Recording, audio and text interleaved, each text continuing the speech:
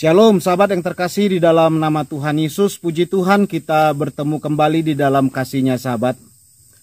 Ada sebuah video dari sahabat saya, saudara saya, yaitu Evangelis Abraham Effendi Usman, yang cukup memberkati sahabat, yaitu mengenai seorang muslimah bertanya kepada Bapak Ustadz. Pertanyaannya, dia lagi galau sepertinya sahabat, lagi cemas begitu, karena banyaknya umat muslim itu datang kepada pendeta minta didoakan supaya bebannya dilepaskan, minta didoakan supaya dia disembuhkan. Fenomena ini memang lagi hits, lagi terjadi di era-era sekarang sahabat. Karena apa? Begitu luar biasanya ya, bagaimana hamba-hamba Tuhan yang diurapi oleh Tuhan, lagi dipakai oleh Tuhan untuk menolong sesama manusia. Bukan hanya Kristen saja, tetapi semua golongan, agama, ras, dan suku bisa didoakan dan dipulihkan dan diangkat bebannya. Baik sahabat yang terkasih, kita langsung lihat saja videonya. Beredar di YouTube video pendeta yang bisa menyembuhkan penyakit secara instan. Apa itu? Video di YouTube, ada seorang pendeta, namanya Pendeta Hilam kalau nggak salah, itu bisa menyembuhkan penyakit secara instan. Dan kebetulan yang di YouTube tersebut Muslim yang disembuhkan karena telinganya tuli. Orang yang menonton itu paling tidak bisa goyang imannya, pagi mereka sasarannya selalu untuk yang ekonomi menengah ke bawah, karena sudah banyak kejadian mereka mencari ini yang baru ya, memang sasarannya yang menengah ke bawah dan orang-orang yang sudah putus asa, khususnya kalau yang sakit-sakitan. Itu gimana kita menyikapi hal tersebut agar iman kita tidak goyah? Itu aja Bu ya. Assalamualaikum warahmatullahi wabarakatuh. Assalamualaikum warahmatullahi wabarakatuh. Justru itu adalah ujian keimanan. Kalau masih terpesona dengan hal-hal semacam itu, berarti iman kita keropos. Nanti ada yang lebih dahsyat dari itu, orang mati dihidupkan lagi, bukan sekedar menyembuhkan penyakit. Orang mati dihidupkan, hujan diundang turun, bayi kecil tepuk langsung gede kau, perempuan gak bisa hamil, ayo. Ada lebih dahsyat lagi, Dajjal. Itu fitnah Dajjal lebih dahsyat lagi. Lah kalau urusan kecil-kecil saja terpesona, tergoda, berarti imannya keropos. Kalau ketemu Dajjal langsung pengikutnya Dajjal nanti. Dajjal lebih dahsyat dari itu. Ngaku Tuhan, percaya orang, semua bisa dilakukan. Orang minta apa? Sakit, yang katanya dokter gak bisa sembuh. Dajjal.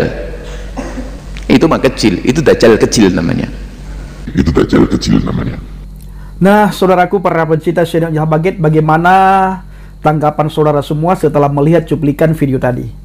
Saya ulangi pertanyaan yang ditanyakan oleh ibu tersebut. Ada video di YouTube, ada yang bisa menyembuhkan penyakit secara instan. Ini pertanyaan ibu tadi. Kebetulan di YouTube tersebut Muslim yang disembuhkan karena telinga tuli. Sebenarnya Bapak Ibu, banyak sekali orang yang mengalami sakit ya, sakit apapun, itu sekarang mencari pendeta. Ya, bukan saja tuli, bahkan ada yang stroke, tidak bisa lagi berjalan, tangannya tidak bisa digerakkan, ada yang sakit leher menahun, bahkan ada yang lumpuh. Itu sekarang berbondong-bondong orang mencari pendeta untuk minta kesembuhan ya. Saya lanjutkan membaca apa yang disampaikan, ditanyakan oleh ibu tadi. Orang yang menonton itu paling tidak bisa goyang imannya. Katanya orang yang menonton itu paling tidak bisa goyang imannya. Apalagi mereka sasarannya selalu untuk yang ekonominya menengah ke bawah. Karena sudah banyak kejadian mereka mencari sasarannya menengah ke bawah. Orang-orang yang sudah putus asa, khususnya kalau sakit-sakitan, gimana menyikapinya agar iman kita tidak goyah? Nah saudaraku, kita fokus dulu kepada pertanyaan daripada ibu tersebut. Ya, pertanyaannya adalah orang yang dikunjunginya itu adalah orang-orang miskin. Dia ingin katakan seperti itu. Sebenarnya, kalau kita melihat bagaimana yang terjadi di lapangan, Bukan kita yang mencari orang sakit. Orang sakit yang datang kepada pendeta. Seperti di tempat Pastor Andi Simon. Sampai pemerintah menutup pelayanan Pastor Andi Simon itu dikarenakan banyak sekali muslim-muslimah datang ke kediaman, ke tempat pelayanan Pastor Andi Simon, khususnya minta doa kesembuhan. Bahkan ketika Pastor Andi Simon olahraga, beliau lagi jalan, lagi lari-lari kah, beliau mau makan kah ke warung makan, itu ada orang yang kenal, pasti orang itu meminta doa kesembuhan daripada Pastor Andi Simon. Nah, jadi ini terlalu dikarang ya. Katanya sasaran para pendeta itu orang-orang yang ekonominya ke bawah, menengah ke bawah, artinya orang miskin. Padahal tidak pernah pendeta mencari orang miskin. Orang yang sakit datang ke pendeta, minta sendiri doa kesembuhan dengan kesadaran. Kenapa? Karena dilihat banyak orang yang sembuh ketika didoakan di dalam nama Adonai Yesus HaMashiach. Apalagi Pastor Andi Simon selesai berdoa ketika orang tersebut mengucapkan terima kasih kepada Pastor Andi Simon. Pastor Andi Simon selalu berkata, "Bu, yang menyembuhkan ibu bukan saya. Yang menyembuhkan ibu Tuhan Yesus." Itu kata Pastor Andi Simon. Kenapa Yesus yang menyembuhkan? Karena di dalam nama Dia ada kuasa. Kuasa dalam nama Tuhan Yesus. Ada kuasa di dalam nama Tuhan Yesus. Dapat menyembuhkan sakitmu. Kuasa dalam nama Tuhan Yesus. Dapat menyembuhkan sakitmu. Ada kuasa dalam nama Tuhan Yesus.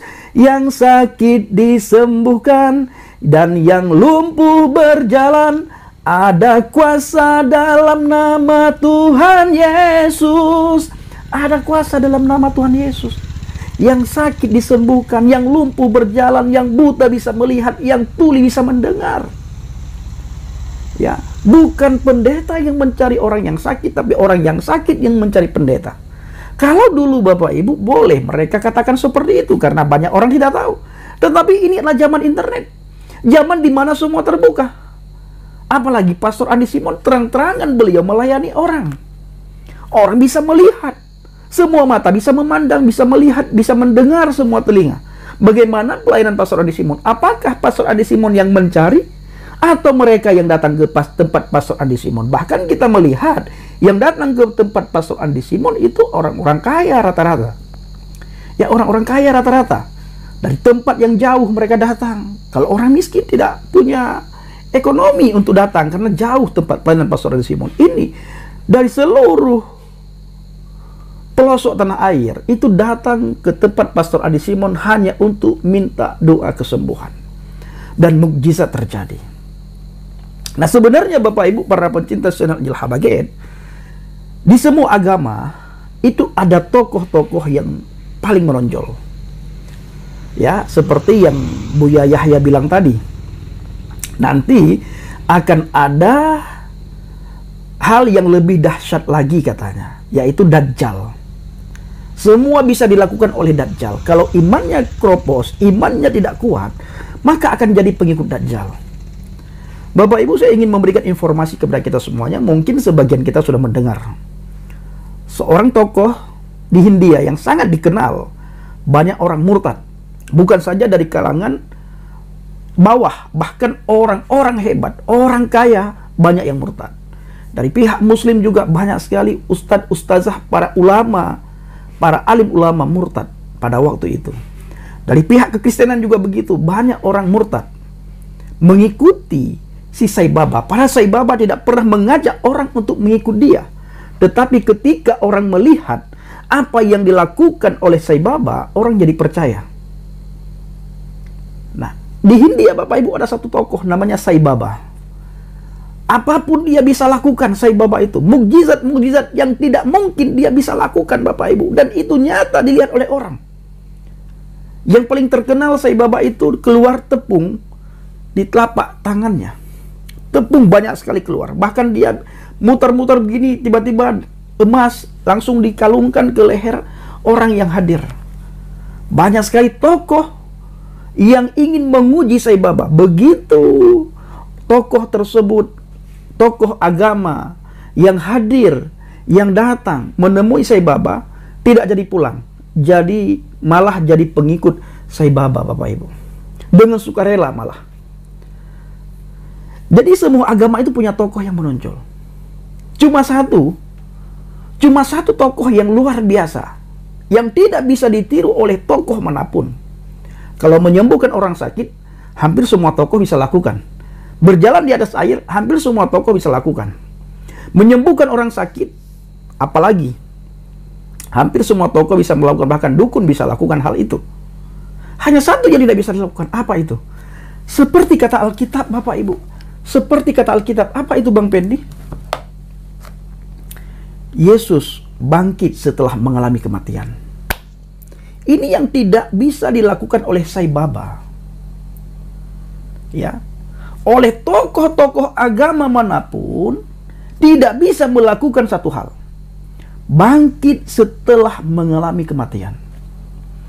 Maka Alkitab mencatat, sia-sia iman saudara dan sia-sia apa yang saya sampaikan malam ini seandainya Yeshua HaMasyiah tidak bangkit setelah mengalami kematian. Sia-sia iman saudara, sia-sia iman saya, sia-sia iman kita, sia-sia apa yang saya sampaikan, sia-sia penginjilan saya, sia-sia pelayanan saya, sia-sia iman kita semuanya kepada Yeshua HaMasyiah seandainya Yeshua HaMasyiah tidak bangkit setelah kematian. Begitu juga sia-sia orang yang mengikut Sai Baba, karena ketika Sai Baba mati dia tidak bisa bangkit lagi, Bapak Ibu. Maka sia-sia kepercayaan, iman, pengikut orang-orang yang mengikuti Sai Baba, orang-orang yang beriman kepada Sai Baba. Kenapa sia-sia? Karena setelah dia mati sampai sekarang masih di dalam tanah, sampai sekarang masih dalam kuburan, Bapak Ibu. Maka sia-sia percayaan kita, iman kita, bila Yeshua HaMasyiah setelah mati sampai malam ini, sampai detik ini dia masih dalam kuburan, iman kita sia-sia. Tetapi luar biasanya iman kepercayaan kita ketika Yeshua HaMasyiah bangkit setelah mengalami kematian, Bapak Ibu. Kalau yang lain semua tokoh-tokoh agama yang disanjung tinggikan oleh orang dunia bisa lakukan. Berjalan di atas air, bahkan ya kita banyak melihat di televisi ada orang-orang tertentu berjalan di atas air. Tetapi untuk bangkit setelah kematian, itu hanya Yeshua HaMasyiah, Bapak Ibu. Nah, saudaraku para pencinta channel Jelah Baget, saya mengajak saudara semua untuk melihat 1, 2, 3, 4, 5, 6 ayat firman Tuhan. Di dalam Injil Lukas 9 ayat yang ke-1 sampai dengan ayat yang ke-6. Saya akan bacakan, nanti saudara simpulkan sendiri. Maka Yeshua memanggil ke-12 muridnya, lalu memberikan tenaga dan kuasa kepada mereka untuk menguasai setan-setan dan untuk menyembuhkan penyakit-penyakit. Dan ia mengutus mereka untuk memberitakan kerajaan Elohim dan untuk menyembuhkan orang. Nah, luar biasa Bapak Ibu. Katanya kepada mereka, jangan membawa apa-apa dalam perjalanan. Jangan membawa tongkat atau bekal, roti atau uang, atau 2 helai baju. Ayat keempat, dan apabila kamu sudah diterima dalam suatu rumah, tinggallah di situ sampai kamu berangkat dari situ. Ayat yang kelima, dan kalau ada orang yang tidak mau menerima kamu, keluarlah dari kota mereka dan kebaskanlah debunya dari kakimu sebagai peringatan terhadap mereka. Ayat yang keenam, lalu pergilah mereka dan mereka mengelilingi segala desa sambil memberitakan Injil dan menyembuhkan orang sakit di segala tempat, saudara. Ketika Yeshua HaMasyiah memberikan mandat ini kepada para murid, lalu di ayat yang ke-6, pergilah para murid kepada seluruh desa, ke seluruh daerah, ke semua tempat. Untuk apa? Untuk memberitakan Injil dan menyembuhkan orang sakit di segala tempat. Nah, Bapak Ibu para pencinta channel Jelah Baget, mari kita menjadi pekerjanya Tuhan. Menjadi pelayan Tuhan yang luar biasa. Mari kita menjadi penuai di akhir zaman. Saudara yang tidak punya kesempatan, saudara bisa melakukan lewat doa. Bawa kami para penginjil ke dalam doa syafaat saudara. Saudara yang diberikan kelimpahan harta, bantu kami para penginjil untuk memberitakan Injil ke seluruh daerah. Nah, di hadapan Tuhan, upah kita itu sama. Baik saudaraku para pencinta channel Yahya Baget, kiranya video singkat ini menjadi berkat bagi kita semua. Assalamualaikum warahmatullahi wabarakatuh. Salam Aki.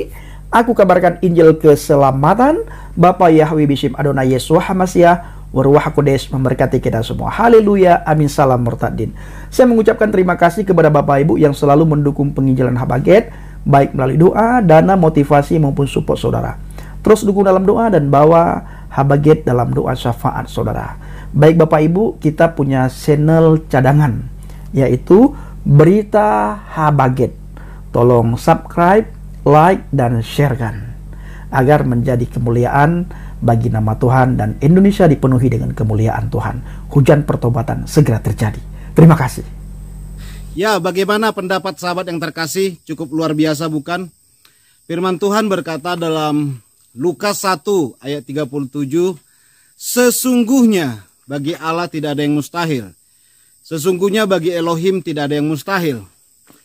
Karena orang yang percaya kepada Tuhan Yesus, maka dia akan dipulihkan. Karena kasih Kristus itu untuk semua orang sahabat. Tetapi untuk keselamatan berbeda ya. Keselamatan hanya orang yang percaya kepada Tuhan Yesus. Maka saudara dan sisi rumahmu akan diselamatkan. Puji Tuhan, Tuhan Yesus memberkati. Shalom.